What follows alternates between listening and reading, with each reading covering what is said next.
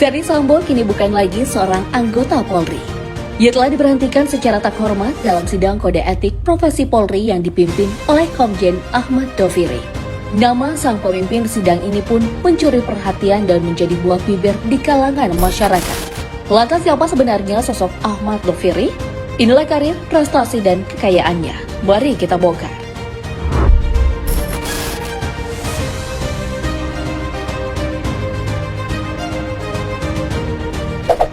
Pantas saja Ahmad Doviri berani mengadili Ferdy Sambo.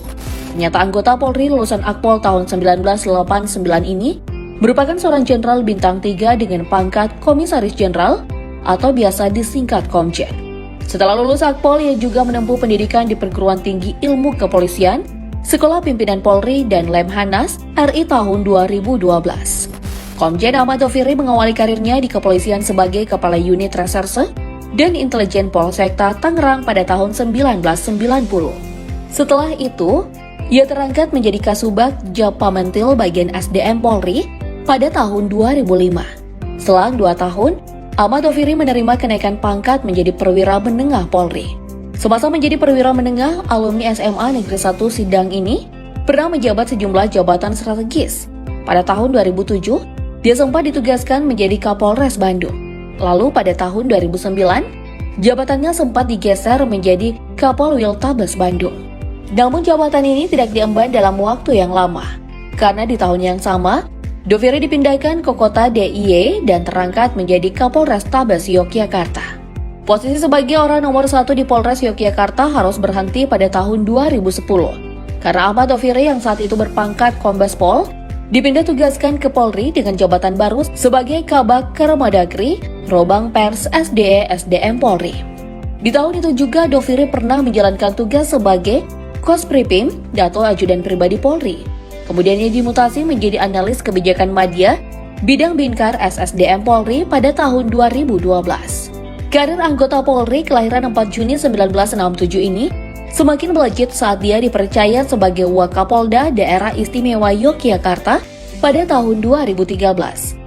Tak lama kemudian, Ahmad Doviri dimutasi menjadi Karobingkar SSDM Polri di tahun 2014. 2 tahun berselang, polisi yang lahir di Indramayu ini diberi promosi jabatan sebagai Kapolda Banten. Namun durasi jabatannya terbilang singkat karena sekitar 7 bulan saja. Setelah itu, Ahmad Doviri sempat mutasi menjadi Karosundluhkum Divkum Polri. Sebelum ditempatkan di Daerah Istimewa Yogyakarta sebagai Kapolda, pada tahun 2018, Doviri mendapat kenaikan pangkat menjadi Irjen atau Jenderal Bintang 2. Setahun kemudian, Ahmad Doviri ditarik kembali ke Mabes Polri dan diberi tugas sebagai Asisten Logistik Kapolri. Hampir setahun menjabat, Ahmad Doviri kembali dimutasi ke Tanah Priangan. Kali ini ia ditunjuk sebagai Kapolda Jawa Barat yang baru. Lalu sejak 31 Oktober 2021 hingga saat ini, pria bergelar Komjen Pol Detrandus Haji Ahmad Doviri MSI menjabat sebagai Kepala Badan Intelijen dan Keamanan Polri. Bukan cuma lompatan jabatan yang melejit, sepanjang perjalanan karirnya, Komjen Ahmad Doviri juga berhasil menorehkan berbagai penghargaan dan prestasi. Sebagai lulusan Akpol terbaik Angkatan 1989, Komjen Ahmad Doviri diganjar dengan penghargaan Bintang Adi Makayasa. Selama menjabat sebagai Kapolda Daerah Istimewa Yogyakarta, Ahmad Doviri juga menangani sejumlah kasus menonjol. Salah satunya yaitu kasus penyebaran hoaks yang mencatut nama Gubernur Daerah Istimewa Yogyakarta, Sri Sultan Hamengkubuwono X. Selain itu, Doviri juga menangani kasus penyerangan Gereja Katolik Santa Litwina Bedok di Sleman. Doviri berhasil mengungkap pelaku penyerangan yang masih berstatus mahasiswa. Selama setahun menjabat sebagai Kapolda Jawa Barat, Ahmad Doviri berhasil mengungkap sejumlah kasus, mulai dari penimbunan obat COVID-19, kasus sabu-sabu yang berkaitan dengan seorang Kapolsek di Kota Bandung, ledakan dan kebakaran tangki penyimpan BBM di kilang Balongan milik Pertamina yang terletak di Kabupaten Indramayu, hingga mengungkap perusahaan pinjaman online ilegal. Dan yang terbaru, sosok Komjen Ahmad Doviri berperan dalam membuat Baradae mengakui kejahatannya, yakni menjadi pelaku penembakan Brigadir J atas perintah Ferdy Sambo.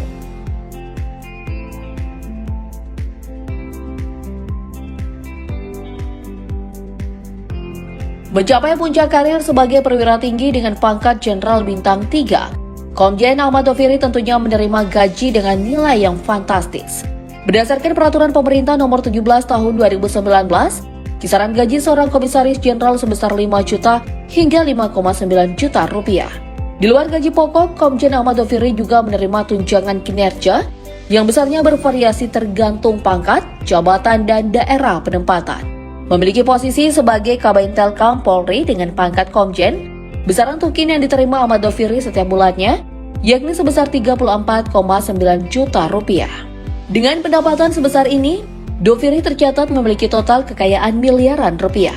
Sebagai pejabat publik yang taat, ia sering melaporkan harta kekayaannya ke Komisi Pemberantasan Korupsi. Dalam laman LHKPN KPK, polisi yang berusia 55 tahun ini pernah 3 kali melaporkan kekayaannya, yakni pada tahun 2010, 2018, dan 2020. Pertama pada tahun 2010, Doviri melaporkan kekayaannya saat ia menjabat sebagai Kapolresta Yogyakarta. Saat itu total harta kekayaannya sebesar 1,7 miliar rupiah. Sedangkan pada tahun 2018, laporan kekayaannya saat menjabat Kapolda Daerah Istimewa Yogyakarta naik 5 kali lipat menjadi 6,15 miliar rupiah. Kemudian pada tahun 2020, saat Ahmad Doviri menjabat asisten logistik Kapolri, total harta kekayaannya meningkat lagi mencapai 6,55 miliar rupiah. Berdasarkan laporan kekayaan yang terakhir ini, harta Komjen Ahmad Doviri terdiri atas kepemilikan aset tanah dan bangunan senilai 4,9 miliar rupiah, dengan jumlah 5 bidang tanah dan bangunan yang tersebar di kawasan Tangerang, Indramayu, Tangerang Selatan hingga Bandung Barat. Doviri juga memiliki harta bergerak lainnya senilai 200 juta rupiah, serta kas dan setara kas sebesar 900 juta rupiah. Soal kendaraan, ternyata Komjen Ahmad Doviri adalah seorang pecinta mobil sport utility vehicle atau SUV. Total ada 3 unit mobil yang ia laporkan ke KPK, dan semuanya merupakan buatan Jepang. Mobil pertama adalah Honda CR-V keluaran 2010, yang harganya saat ini sebesar 200 juta rupiah. Kemudian ada Honda HR-V buatan 2018, dengan nilai jual sekitar 250 juta rupiah. Terakhir dan yang paling menarik adalah Toyota Hardtop klasik keluaran 1981. Kendaraan ini memiliki nama asli Toyota Land Cruiser J40 dan menjadi salah satu mobil ikonik di Indonesia. Harganya saat ini ditaksir berada di kisaran 50 juta rupiah. Belum habis rasa penasaran publik akan rentetan fakta-fakta baru di antara kasus keji yang melibatkan Irjen Verdi Sambo beserta para kroninya. Terbaru, sang mantan Kadif Propam Mabes Polri ini harus menanggalkan status keanggotaannya sebagai Polri setelah resmi diberhentikan dengan tidak hormat pada sidang kode etik kemarin. Pemberhentian tidak dengan hormat atau PTDH sebagai anggota Polri. Di sidang itu pula ada sosok yang mencuri perhatian publik yang bertugas sebagai pimpinan sidang dan memutuskan sanksi pada Verdi Sambo. Ia adalah Komjen Ahmad Doviri yang dipercaya oleh Kapolri sebagai ketua dalam sidang dugaan pelanggaran kode etik yang digelar pada 25 Agustus 2022 lalu, sekaligus mencatatkan namanya sebagai orang yang pertama mengadili Sambo. Lantas, seperti apa sepak terjang polisi yang kini menjabat sebagai Kabintelkam ini? Semua diawali ketika Ahmad Doviri menjadi siswa di Akademi Kepolisian lalu berhasil menyelesaikan pendidikannya pada tahun 1989. Tak tanggung-tanggung, Doviri bahkan diberikan penganugerahan Adi Makayasa yang merupakan penghargaan kepada lulusan terbaik bagi setiap matra. Gelar tersebut pun pernah diraih para tokoh nasional seperti mantan Kapolri Tito Karnavian hingga ex-wakil KPK Bibit Samatrianto. Tak ayal karena hal itu pula dirinya langsung didapuk sebagai Kanit Resintel Polsek Tangerang. Kurang lebih 15 tahun pengabdiannya sebagai seorang polisi ia emban di sana sebelum dipercaya menjadi Kasubag Japamentil bagian SDM Polri pada tahun 2005. Tapi tak berlangsung lama. Berselang 2 tahun saja, pria kelahiran 4 Juni 1967 tersebut melanjutkan karirnya sebagai Kapolres Bandung. Sosok polisi berbintang 3 ini pun sangat akrab dengan divisi sumber daya manusia dalam tubuh korps berbaju coklat tersebut. Tercatat sepanjang karirnya, ia pernah menjabat Kepala Bagian Kemerdagri Robang Pers SDE SDM Polri, analis kebijakan media bidang pembinaan karakter SDM Polri, hingga Karobinkar SDM Polri. Di tengah karirnya sebagai seorang abdi negara, tak lupa pula Doviri membarenginya dengan menuntut ilmu.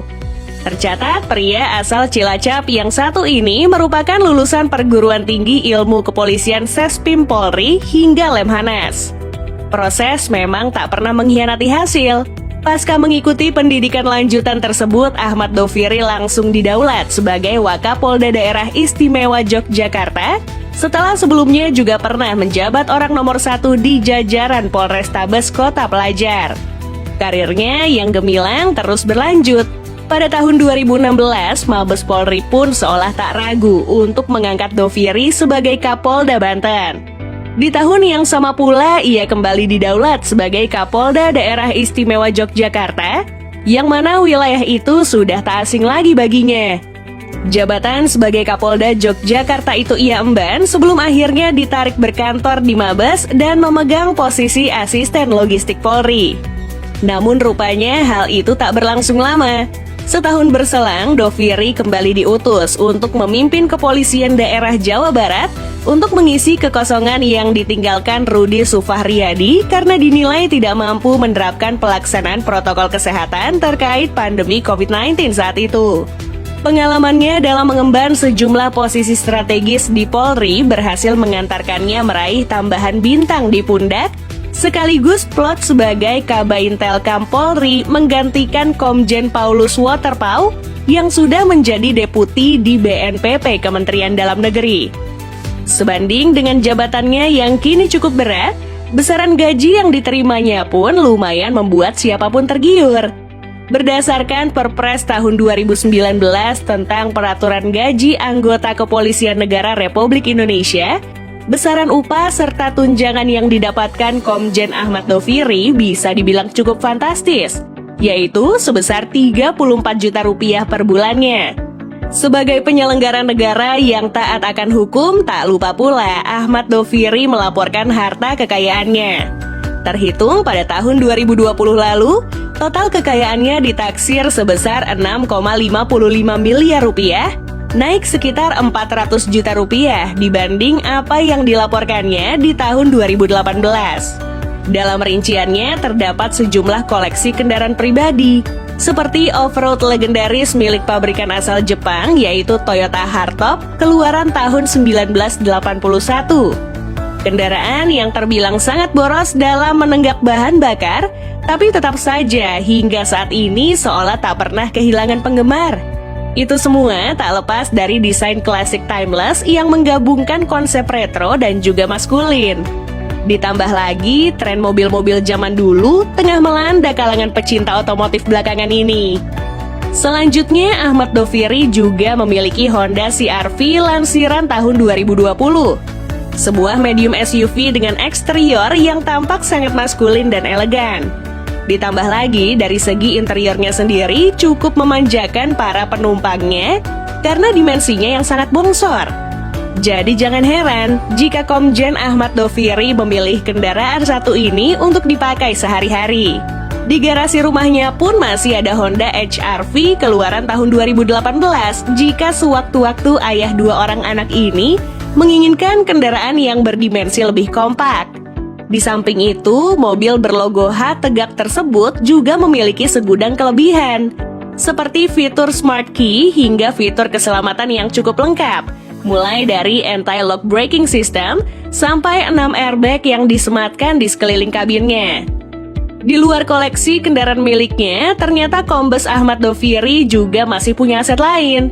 Aset tersebut berupa tanah dan bangunan yang tersebar di beberapa wilayah Tangerang Selatan dan Bandung Barat senilai Rp4,95 miliar. Adapun harta bergerak lainnya senilai Rp200 juta, serta yang terakhir ada kas dan setara kas senilai Rp900 juta.